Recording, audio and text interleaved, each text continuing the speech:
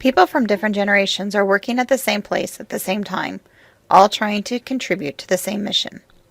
4 to 5 generations exist in the workplace in significant numbers, but not just in the workplace. Think of our volunteers, vendors, and even suppliers. Different values, experiences, styles, and activities can sometimes create misunderstandings and frustrations. Everyone has different perspectives on the meaning of employment and how work should be done and what workplaces should be like, all of which add to the potential for conflict. Welcome to the training, Generations in the Workplace. Have you noticed that people of different generations respond differently in the same situations? A goal in this training is to provide a deeper understanding of why people of different age groups tend to think, feel, and act as they do. You'll learn a variety of strategies and techniques for finding common ground for working more effectively, collaboratively, and productively with everyone on your team. To go over the objectives for this training, as you can see on your screen, it is to identify characteristics and gain a better understanding of generations, improve communication and teamwork, accept personal responsibility in working together, and provide tips and suggestions for overcoming generational differences. Pause the training for a few moments to write down on a piece of paper 2 to 3 positive traits and 2 to 3 challenges you can identify for the generation you personally identify with. Keep this list to reference later in the training. Which generation are you? Here are the numbers. Generations can be defined by many different names, and they could have different years that they are identified. This is a list of the identified generations showing the start and end year for the generation and their current age as of today. Each of us is a unique human being. We do not fit perfectly into one mold or one category, nor we exhibit every characteristic commonly associated with our generation. Generations are defined by common values and shared experiences.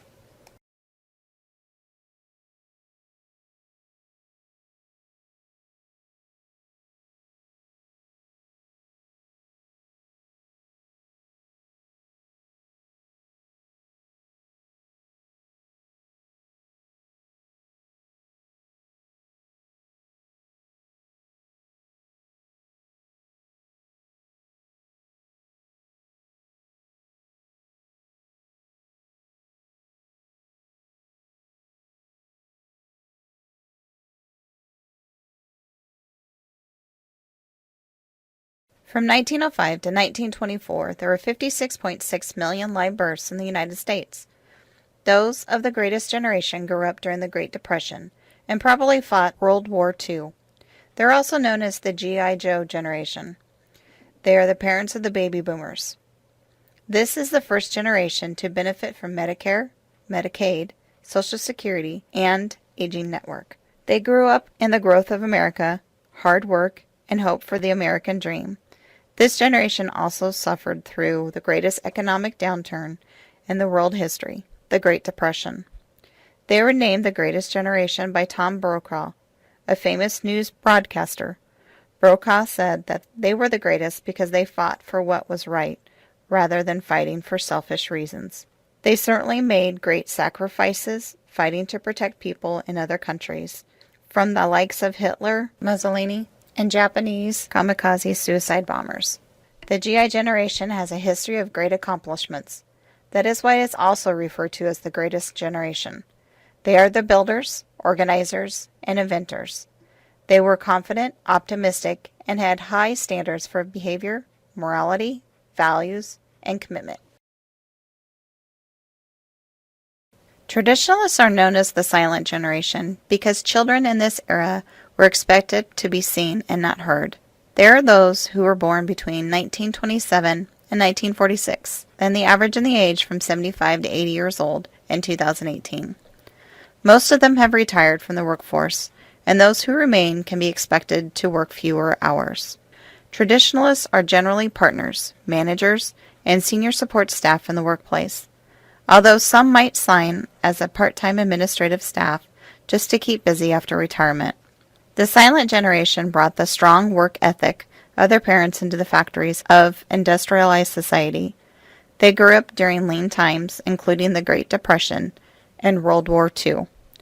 They considered work a privilege, and it shows. They're considered the wealthiest generation. Traditionalists believe that if you earn your way through hard work, long, grueling hours in their prime enable them to get ahead in their careers, and they think that others should be able to do the same. This generation believes that promotion and advancement should be a result of tenure and even proven in productivity. They distrust flash-in-the-pan successes, which means that it could happen at once or for a short time, and then not repeated. Adversity doesn't daunt the silent generation. They tend to be determined, willing to go the distance, even if they dig deep into the strength to do so. Again, they survived the Great Depression. Many of them had toughened up and bared down to earning a living in those days to simply survive. They were often forced to take jobs that didn't necessarily appeal to them. They took what work was available, and if it was available, they were grateful for it. You won't find a traditionalist stomping off in a huff and quitting to grab the next available job that comes along. Traditionalists are civic-minded and loyal to their country and to their employers. In fact, they still register as the largest voting population in the United States. The silent generation was taught to respect authority. Conformity and conservatism are prized. They tend to be good team players. They generally don't ruffle feathers and initiate conflict in the workplace, and they like to feel needed. Traditionalists tend to be thrifty. They're not folks who are going to trade their cars in every few years. They diligently maintain what they own to extend the property's lifespan. Traditionalists value old-time morals, safety, security, and consistency.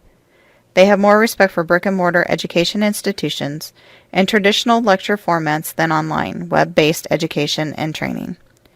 This generation favors conventional business models in the workplace and the top-down chain of command. Work ethic and reliability are important to them. Those of the silent generation were born during the Great Depression, and their parents were most likely of the lost generation. They grew up expecting a hard life. This was the era when Christmas presents might be an orange or a full meal. They are called the silent generation because as a group they were not loud. They did not protest in Washington, and there were no major wars to protest.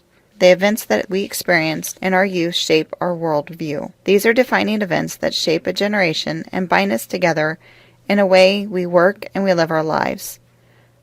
For the traditionalists living as a youth through the Great Depression and the New Deal policies of FDR helped shape their attitudes about work.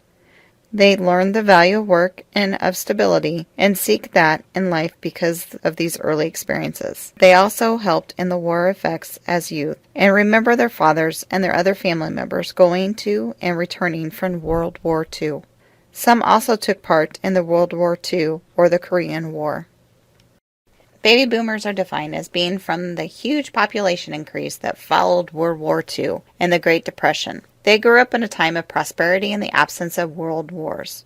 They are known as the flower children, taking LSD and protesting the war in Vietnam. Unlike their parents who grew up during the Great Depression, boomers became the great consumers. They became famous for spending every dollar they earned. This was the first Western generation to grow up with 2 cars in every garage and a chicken in every pot. Baby boomers generally see the world in black and white when asked about diversity because they were youth during the civil rights movement.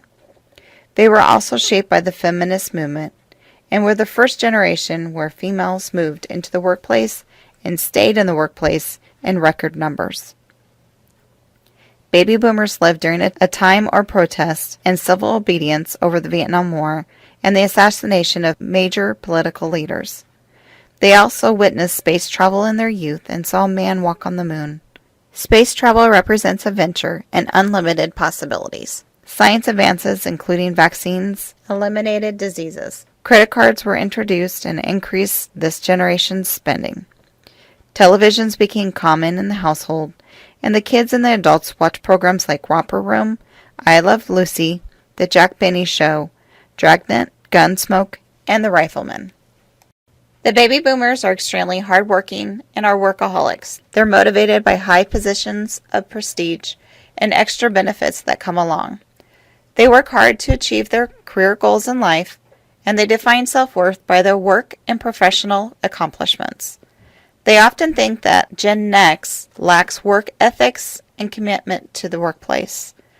They're self-reliant, independent, and confident, and they have a strong belief in individualism. They're dedicated, passionate, and resourceful, and they have a rebellious streak and are not afraid of challenging the prevalent practices. They're open to change and adapt to new things. They often switch careers and are inclined towards starting a business. They avoid too much long-term planning, and they're idealistic and competitive and goal-oriented. They keep a positive attitude in life and change with time. They listen to rock and roll and was the expression of their generational identity. They welcome challenges in life and strive to make a difference. They adapt well to new technology. They're pragmatic and concerned with health and environmental issues, and they enjoy their free time and vacations to the fullest. Another important characteristic is they think themselves as a special generation, so much that they created their own lifestyle by bringing new changes in the society. They were the first people who defined the world in terms of generation. Xers generally fall somewhere in the middle on social and political issues, technology use and ability, and many other major differences between boomers and millennials. Do they text and tweet and love their Ultra HD 4K TVs? Most do. But they also remember using cassette tapes to record music off the radio and VCRs. Having seen so many technological advances growing up, Xers can relate to both before and after, creating a unique understanding and balance. Once highly misunderstood and defined as the slacker generation, Xers have grown into fiercely productive adults who appreciate work-life balance stemming from the latchkey effects of the 80s. They're not afraid of hard work and thrive when learning new skills. They have the ability to interact and understand their coworkers from the boomer and millennial generations, and have no problem communicating effectively with both. It's no wonder that Xers are smoothly transitioning into leadership roles across all corporate industries. Though small in numbers, about 25% of the workforce, Generation X is big in ability and competency. As the baby boomers pass the reins, Xers have the opportunity to bridge the gap between the pre- and post-digital age. It is time to start taking notice because chances are sooner than later your next boss will be of this generation. According to Wikipedia, Generation X was originally called Gen Bust because their birth rate was vastly smaller than the preceding baby boomers. Gen Xers were the first generation to experience the highest level of education in the United States to date. The 1976 Arab oil debacle and the first gas shortages in the United States, the fall of the Berlin Wall and the splitting apart of the Soviet Union, MTV and the rise of disco, China's momentary flirtation with personal freedom, and the tragedy of Tiananmen Square. Generation X has lived in the time of general peacefulness, with the only war being Desert Storm, which lasted only a few months and was over. They saw the end of the Cold War and the fall of the Berlin Wall. Their idea of space travel is dangerous, as they remember the Space Challenger disaster.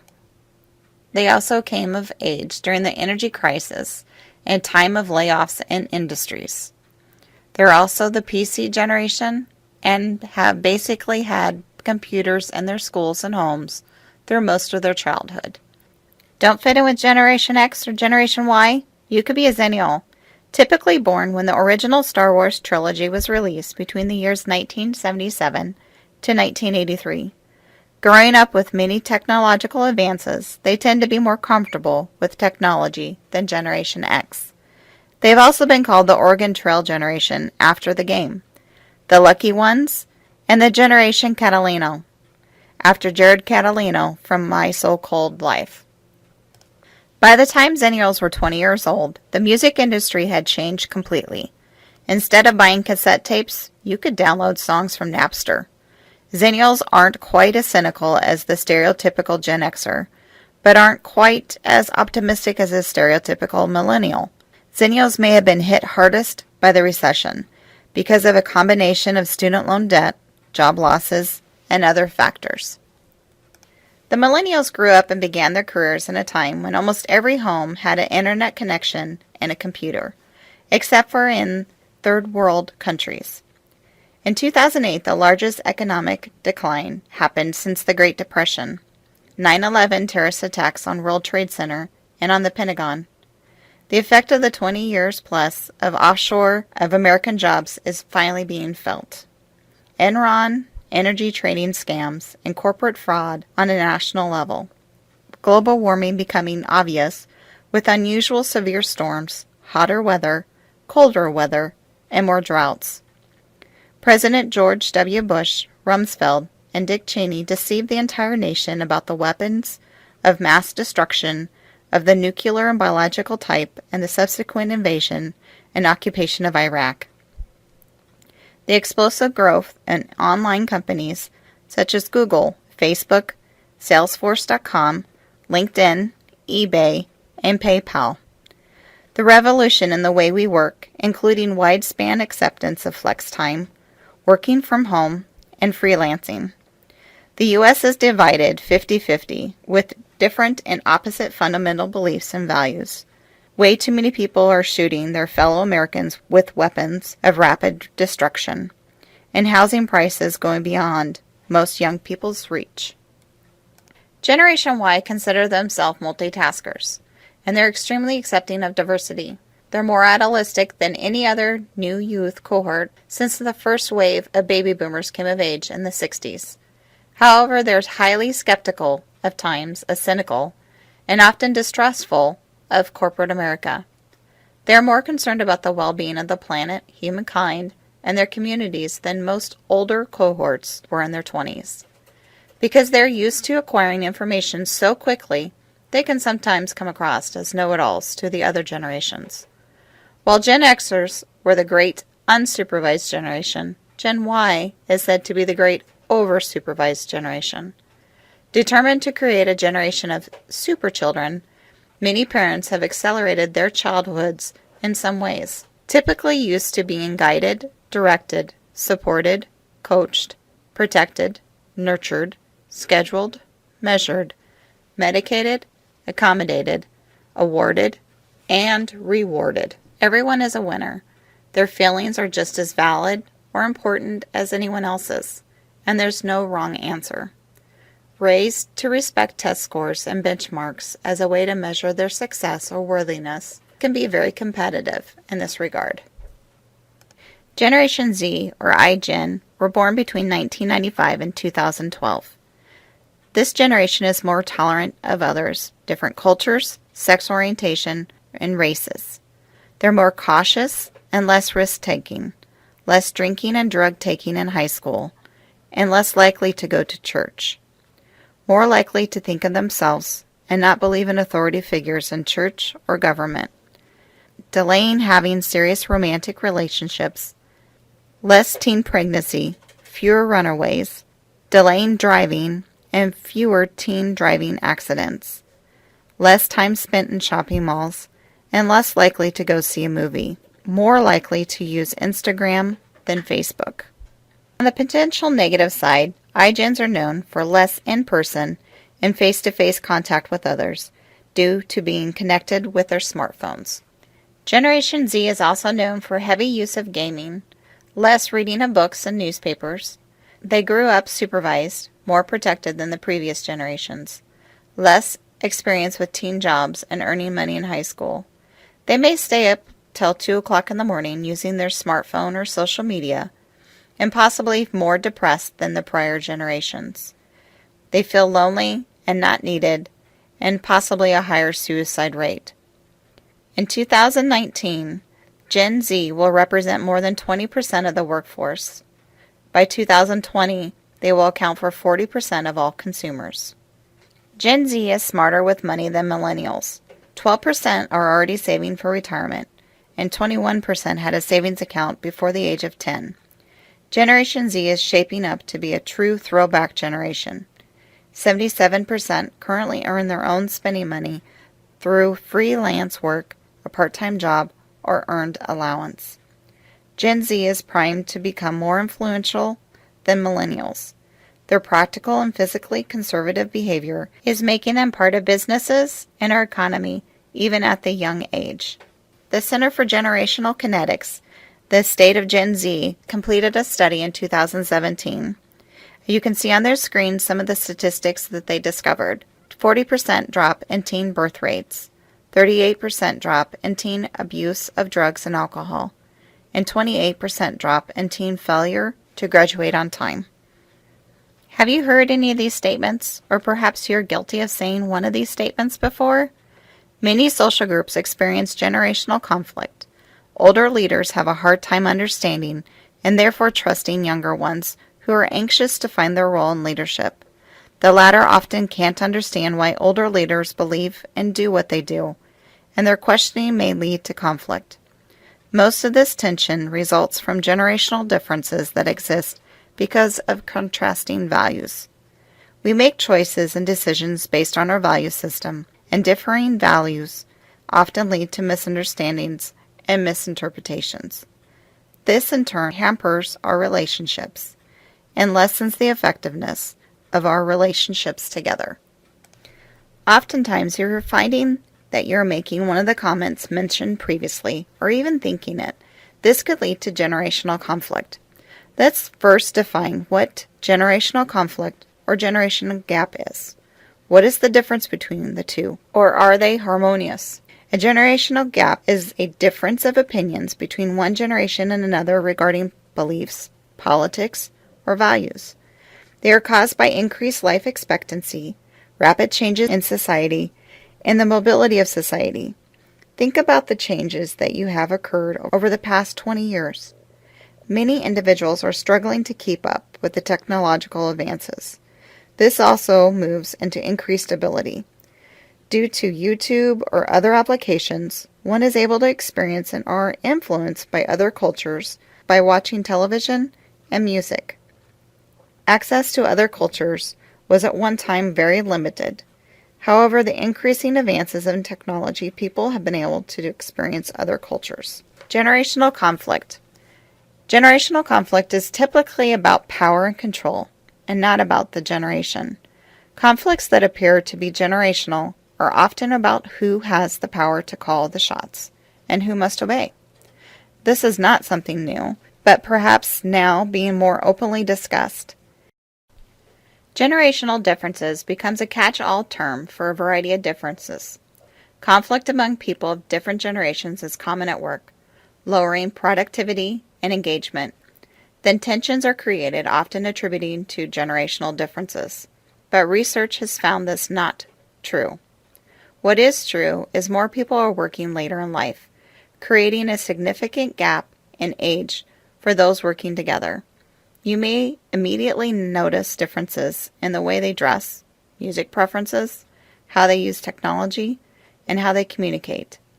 Different attitudes about the workplace and behaviors reflect the era during which they grew up, but also because of the different life stages and career stages.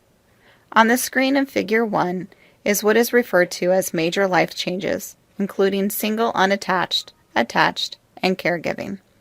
Figure 2 shows major career stages, including stages 1 through 5. Our life stage and career stage affect what we want, expect, and need to be happy and productive at work. If you think about the millennials' communication, they may be more apt to utilizing texting, instant messaging, and social media to communicate. Gen Xers more likely to use their phones and email. Having these differences can and often will lead to conflicts with their peers. The differences in communication can lead to conflict, but preferences do shift over time for all generations. If you take a look at the Facebook's user base, it now includes majority of the United States population, and older users today, the fastest growing group. In the workplace, Gen Xers adopted a tool many of us use today, email, and it's being used by all generations at work. You can learn more about workplace conflict and the training generational conflicts in the workplace available online through the Employee Development Center.